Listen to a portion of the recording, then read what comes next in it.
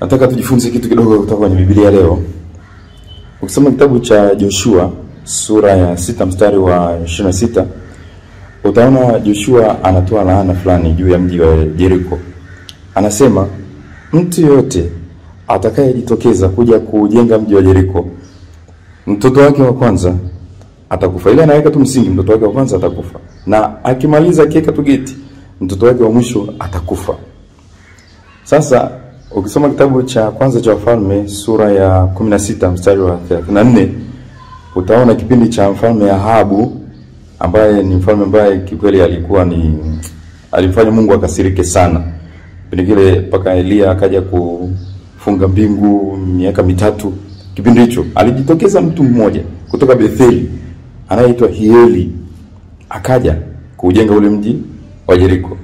Ila ameanza tu kujenga tu, akaweka msingi, mtoto wake wa kwanza anaitwa Abiramu akafa. Alipomaliza akaweka geti, mtoto wake wa mwisho anaitwa Segubu akafa. Sasa huyu Hieli alikuwa na hela maarufu, akaja kumshawishi mfalme Ahabu ataka kujenga mji wa Jericho upya na nini bila kuuliza, bila kujua historia. Na pengine hata alikuwa anajua, lakini kutokana na kiburi cha pesa na mali akafikiria pesa ina uwezo wa kufanya kila kitu. Sasa ninachotaka ujifunze ni hiki, kwamba laana haivunjwi kwa umaarufu wala kwa pesa. Laana inavunjwa kwa sala. Unatakiwa usali. Kuna mambo mengine pengine hata huyajui, yalinenewa sijui vitu gani pengine hujui. Muombe Mungu akusaidie. Yesu mwenyewe akupe nguvu uweze hizo laana azivunje yeye mwenyewe, ndiye anayezifahamu. Lakini pia utambue dhambi unayotenda wewe kutokana na majivuno yako itawaumiza pia wengine.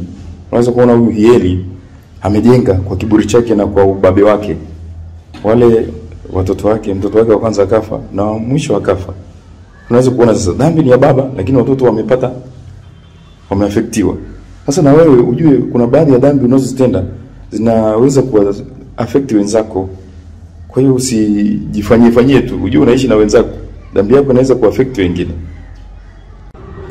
Nipo napiga zoezi kidogo, nakimbia kidogo, lakini utume popote. Tujifunze kitu kidogo kwenye Biblia. Kwa mfano, ukisoma kitabu cha Kutoka sura ya 14 mstari wa 5 mpaka wa 31, utakutana ile tukio la wana wa Israeli wakivuka bahari ya Sham. Hasa pale walipokuwa walivuka kwa ulinzi wa Mungu. Na ile tukio lilikuwa ni zuri sana kwa sababu watu waliopigana nao hawakuwa watu wadogo. Walikuwa ni watu ambao ni maarufu sana. Kipindi hicho Misri ilikuwa taifa kubwa kweli. Ilikuwa one of the superpowers kipindi hicho. Ilikuwa natishia. Sasa kipindi hicho wakaamua kupigana na kuangamiza. Wamisri wanataka kuangamiza Waisraeli. Sasa Mungu alipowatetea Waisraeli wakavuka pakavu katika bahari ya Sham. Ilikuwa kwao ni furaha sana. Sasa hili tukio lilikuwa haliachi kukumbukwa daima. Sasa ni kitu gani kilichofanya Farao awe namna hiyo? Paka watu wanafuatilia watu kwenye maji. Watu wanaona wameshalindwa na Mungu. Maji, bahari inajigawa. Watu wanaingia kwenye bahari, lakini bado mtu una moyo mgumu, bado unaendelea, unaingia tena kule. Ndugu zangu, moyo mgumu ni kitu kibaya sana. Kwa sababu ujaribu kumwangalia Farao, ishara nyingi kweli zimetendeka mbele yake, zinazoonyesha kwamba Mungu yupo pamoja na hawa watu. Yale mapigo yote kule Misri, bado tena maji yanakuja kusimama, yanajigawa huku na huku. Bahari panakuwa na njia ya kupita. Bado wewe unawaambia watu wafuatilie. Yaani ni moyo wa ajabu. Ndugu zangu, sisi tujifunze. Kuna watu ambao kwenye maisha wanapiganiwa na Mungu. Usipoteze muda kuwapiga vita, usipoteze muda kuwashambulia. Yaani hutaka ushinde. Kuna watu wamepewa vipaji zaidi yako. Kiri. Usitumie muda kutafuta namna ya kuangamiza. Na kuambia hutashinda. Yaani utajikuta unatoka jasho kila siku, unakimbia, unateseka, lakini huwezi kushinda. Na kitu kingine, usipigane na wanadhiri wa Mungu. Kwa mfano Goliati alipigana na Daudi. Anapigana naye, hakujua kwamba Mungu anamtetea. Pengine alijua, lakini kutokana na kiburi, unaona, akadharau. Na wewe epuka kupigana na watu wanaotetewa na Mungu.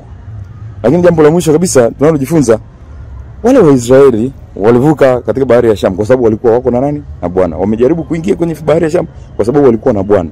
Lakini wa Misri, kutokana na moyo mgumu wa Farao, wao wanaingia kwenye bahari na kati hawapo na Bwana. Hata wewe angalia sana, wakati unaingia kwenye baadhi ya mambo kama haupo na Bwana, unaweza ukafia huko au mambo yanaweza siende vizuri. Ikiwa umeanza biashara, ingia na Bwana. Ikiwa umeingia kwenye ndoa, ingia na Bwana. Ikiwa umeingia kwenye utume, ingia na Bwana. Hapa duniani kuna mambo mengi, kazi, chochote, umeanza kazi leo, ingia na Bwana. Bwana akutetee, utavuka salama. Lakini ukiingia kichwa tena kwa majivuno yako na moyo mgumu kama Farao, itakula kwako. Nafikiri jifunze, acha mimi niendelee na zoezi. Msifu Yesu Kristo. Hebu tuchunguze kama tuna raha katika maisha yetu. Kuna mambo matatu ambayo hebu jaribu kucheki, pengine ndio yanayokusumbua, unashindwa kuwa na raha vizuri. La kwanza, pengine ulishawahi kutenda kosa zamani. Sasa ile kosa linakuumiza kila siku unapoendelea. Wewe ni mtu wa kukumbuka ya zamani tu. Unakumbuka ya zamani. Yaani wewe kazi yako ni kuyaleta yale ya zamani, unaweka kwenye wakati huu wa sasa hivi, unaharibu wakati wa sasa. Na ukishaharibu wakati wa sasa, hata wakati unaokuja utauharibu. Kwa hiyo uwe mtu wa kuachia mambo ya zamani. Ulitenda kosa. Sasa unafikiri unaweza kubadilisha mambo ya zamani? Ulitenda sio dhambi fulani. Pengine ulikuwa tamwizi, ulikuwa unafanya nini? Sasa hivi umeshabadilika. Kwa nini unachukua ile dhambi ya zamani, yale mambo ya zamani, unazunguka nayo, unaumia nayo? Kila siku ni kujuta tu, ni kulia tu kwa ajili ya mambo ya zamani. Lazima uanze upya. Mambo ya kushikilia mambo ya zamani ndio yanafanya wengi wanakosa amani, wanakosa raha, wanashindwa hata kuendelea kufanya mambo ya sasa hivi. Mambo ya zamani yazikwe kwenye kaburi. Na usiende kufukua kwenye kaburi, utakuta huko mifupa tu. Ya pili, je, wewe ni mtu unaishi kama mtu anaishi kwenye maabara, kuchunguza maisha ya watu wengine daima? Hii itakukosesha raha. Kuna watu wengine wanajiona kama wengine wamejaliwa sana, wamepata baraka sana kuliko wewe. Kwa hiyo ni kazi yako ni kujilaumu tu. Mimi sifanikiwi, nikifanya hivi sifanikiwi. Wewe kazi yako ni kujilinganisha tu. Yaani huko kama vile unatembea kama vile huko maabara. Yaani kila mtu anayepita unamchukua, unampeleka, unaenda kumjaribu, kumfanyia test, kumcheki, experiment unaita. Acha kufanyia kuobserve maisha ya watu kila wakati. Jitahidi kusimama mwenyewe, simama, pigana, utapata amani. Usifikiri wengine wamebarikiwa kuliko wewe. Hii itakufanya ujisikie inferior. Yaani ujisikie dhaifu, unajidharau, utaki kujidharau. Wewe ni wewe na hakuna mtu aliye special kama wewe. La tatu, je, dhambi ya siku moja imekufanya ukayachukia maisha yako yote? Kosa la siku moja limekufanya ukachukia siku nyingi za maisha yako yote. Siku moja inachafua siku zote nyingi ambazo unakuja kuishi. Kwa nini? Umetenda kosa moja kazini, unachukia kazi yote, unachukia watu wote. Kwa nini unakuwa hivyo? Unakosa amani, unakosa raha. Sasa ninakuomba uyachunguze haya mambo matatu. Usiwe mtu wa kufukua mambo ya zamani, usiwe mtu wa daima kujilinganisha na wengine, na ukitenda kosa usiharibu maisha yako ambayo ni maisha ya siku nyingi kwa kosa la siku moja. Ukikosea, ukianguka, amka. Mtu aliyeanguka chini huwa baki pale chini na kuanza kulilia pale. Unaamka, enda nawe anza tena upya. Kwa hiyo ndugu yangu, kuanzia leo uache kujidharau. Tengeneza furaha yako. Unajua kwenye maisha wazee wanasema maisha yako yanapaswa yawe kama chumvi. Yaani chumvi ikiwa haipo, mara moja utatambua kabisa kwenye chakula huko bwana hamna chumvi. Kwa kwenye maisha unatakiwa kutokuwepo kwako. Yaani watu wajue kabisa kuna ladha fulani hivi inakosekana hapa. Lakini kuna watu ambao wakiwepo, yani sio baraka, pengine tuseme. Watu wanalalamika, watu wanaumia. Ila ukiwa haupo, watu wanashangilia, wanapiga vigelegele. Sasa unaambiwa uwe kama chumvi. Ukiwa haupo, watu wajue jamaa leo hayupo, yani maisha hayana ladha nzuri, yani hatujisikii amani sana. Kwa hiyo kama una tabia pengine, kwa mfano ukiwa kwenye kazi, wewe kazi yako ni kuchongea watu, kujifanya kukaa na bosi, kujionyesha wewe sijui ndio unafanya vizuri zaidi au nini, utashangaa usiku ukiwa haupo, watu watashangilia. Lakini ukiwa ni mtu wa kuweka ladha kwa watu, yani ukiwa haupo, dakika moja watu wanajua tu kwamba jamaa hayupo. Yani watakumisi yani. Kuna watu ambao utamani hata kuwamisi kwenye kazi, kwa sababu wakiwa hawapo yani ni raha, ni shangwe. Lakini sasa kutokana na tabia pekee, kwa wewe ulikuwa ni mtu mzuri, watu wanakufurahia sana, lakini kwa sio mzuri, watu wakufurahia. Kwa hiyo angalia vizuri maisha yako yawe kama chumvi. Ukiwa hupo watu wanajua kabisa leo jamaa hayupo, yani maisha hayaendi vizuri yani. Kwenye maisha unajua yapo mambo mawili ambayo yanaweza kukukumba. Pengine kuna kipindi ulipata mafanikio ukajivuna sana, yani ukawa umejivuna mno mpaka pengine ukasahau utu wa watu, ukashindwa kujali watu. Lakini ukiwa unaendelea hivyo hivyo, baadaye ukapata labda na kosa fulani hivi, pengine hata skendo fulani hivi, ikakunyenyekesha mpaka ukajikuta unasalimia watu, unajali watu, unathamini watu, yani unaongea vizuri. Usilaumu sana. Wazee wanasema bora kosa linalokufanya uwe mnyenyekevu kuliko mafanikio ambayo yatakufanya ujivune. Lakini nimalizie kwa usemi mmoja wazee wanasema, kuwa makini na mtu ambaye hajavaa nguo alafu anakupa nguo. Najua niko hapa najaribu kutafakari. Hivi kwa mfano wale wazee wa zamani wale ambao wengine walikuwa vijana kipindi hicho, sasa watu wakawa wanalalamikia kwamba ni wahuni, vijana wahuni, wadogo na jinsi vitu gani wanafanya, si dhambi labda pengine. Hivi tuseme kama miaka 50 labda na kitu kwa 60 70 iliyopita, walipokuwa vijana walikuwa wanalalamikia kwamba ni wahuni, si vitu gani. Hivi sasa hivi wanavozeeka inakuwaje? Pengine walibadilikia njiani, sawa basi tumshukuru Mungu. Lakini wale ambao hawakubadilika, ndio maana kuna usemi unaosema sio kila mwenye mvi ufikiria na hekima. Ndio maana wanasema pia hekima haina umri, na pia hekima huwezi haihesabiwi kwa miaka. Ndio maana Zaburi ya 19 mstari wa 7 inasema sheria ya Mungu humtia mjinga hekima. Ukutana na katoto kadogo hivi ambako kametiwa hekima na sheria ya Mungu, ambapo kanasali, kana uwezo kwa kumshinda hata mzee ambaye ana miaka mingi ambaye hasali. Kwa hiyo kwa mfano wale wavuvi walikuwa hata wana elimu wana nini, lakini sheria ya Mungu iliwatia hekima, yani ilikuwa ni ajabu kweli. Kwa hiyo ndugu zangu, tusifikiri kila mwenye mvi kwamba ana hekima. Pengine ni wale wahuni wa zamani wamezeka. Samahani kama ni lugha ngumu sana, lakini basi nimejaribu kuongea tu kweli.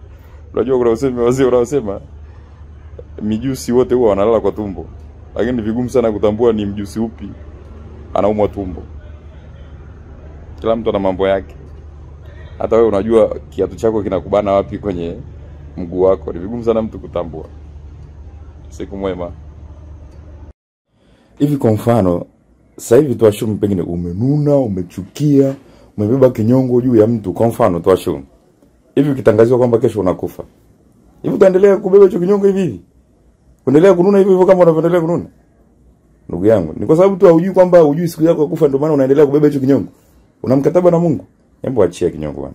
Kaa na amani. Chana na hayo. Kwenye maisha kuna wale watu ambao pengine katika kuongea kwako umekutana naye, ukawa mnapiga story, mnaongea hivi na hivi. Ikatokea katika kuongea kuna kitu kinakukera kuhusu mtu fulani. Ukajikuta tu umeanza kumuelezea kwamba pengine mtu fulani aliniudhi, pengine hata simpendi, pengine ubinadamu unatokea, unakuta unamueleza. Sasa yule anayekusikiliza pengine anamfahamu huyo mtu vizuri, na anatambua kabisa unayoeleza wewe unakosea.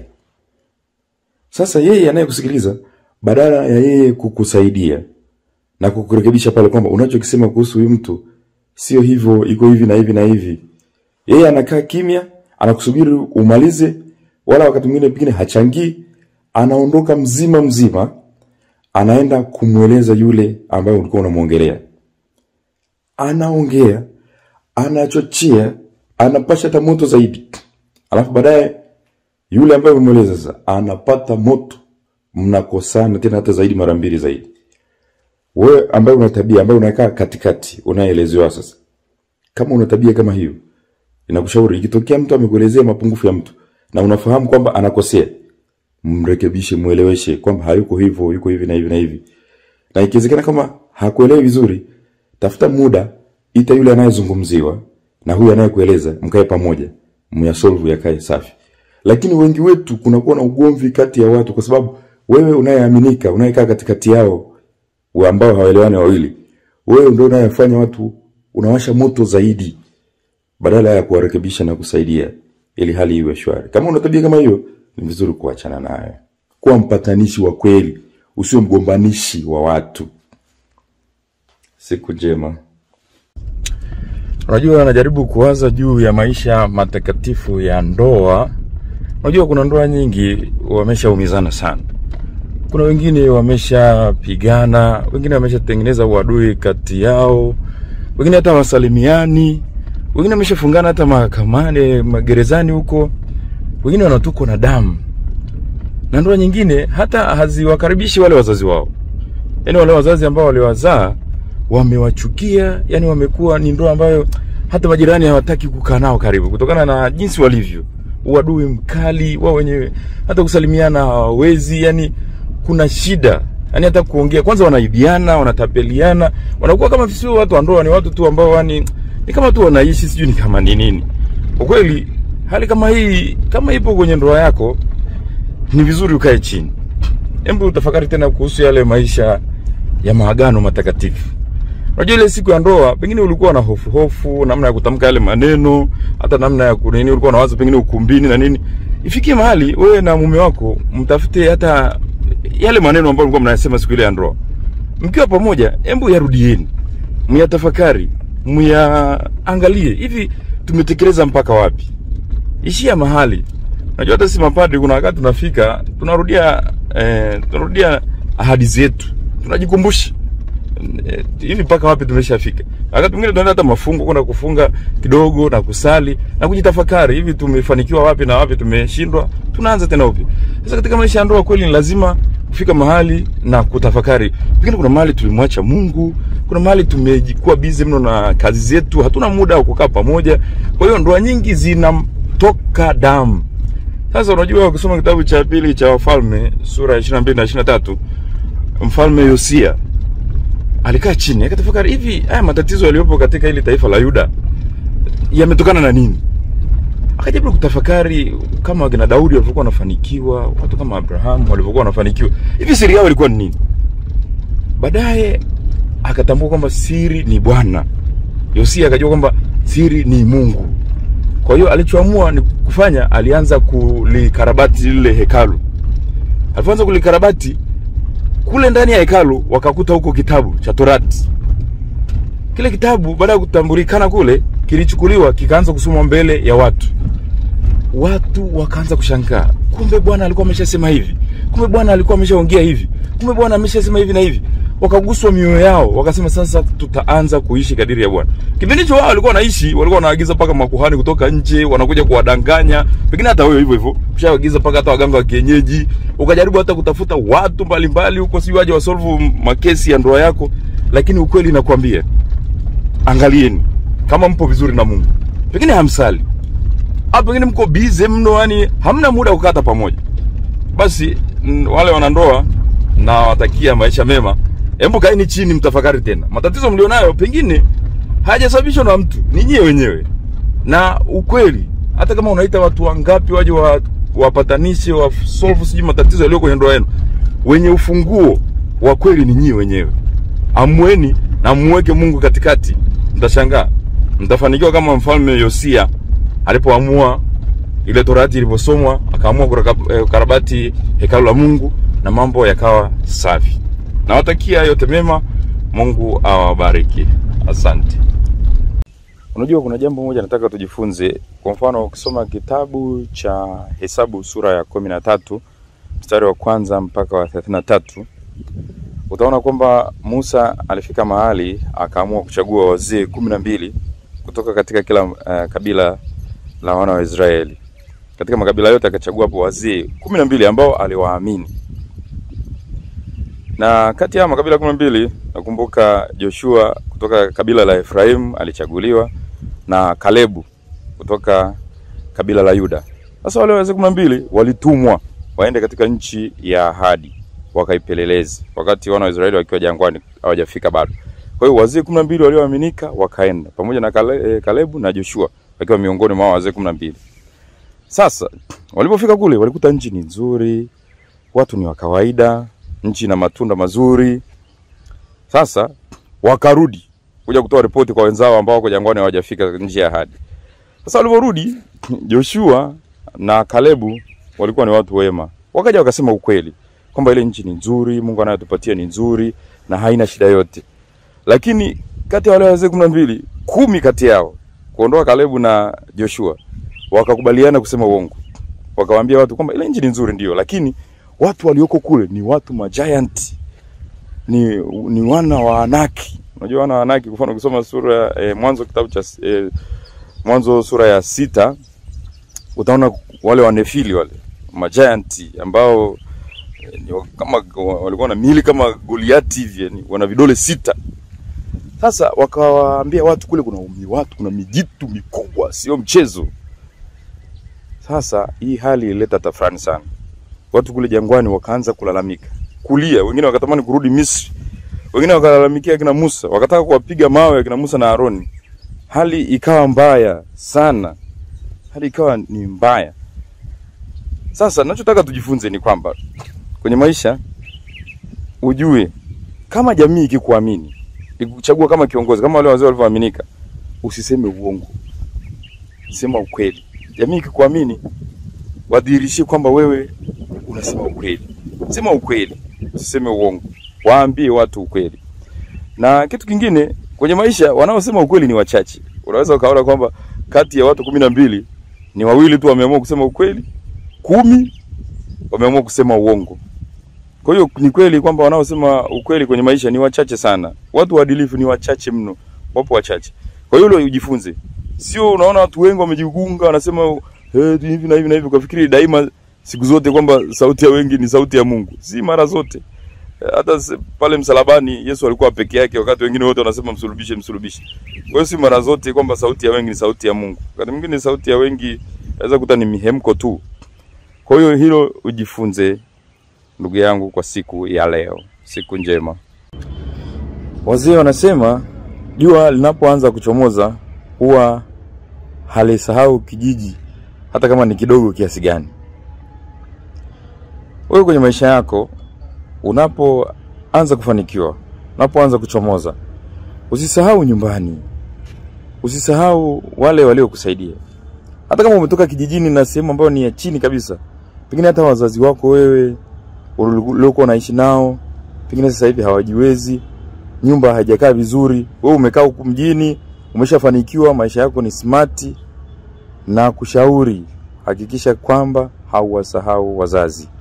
Kuna wengine wako huko mjini, wanakula maisha, wanaenjoy maisha, wanakaa kwenye viti, wanakunywa pombe, wengine sijui keibanti, sijui double kick, vitu gani wanakunywa, wanatembea luxury, wengine wanunua magari, lakini kule kijijini kumeisha, ni hamna kitu chochote.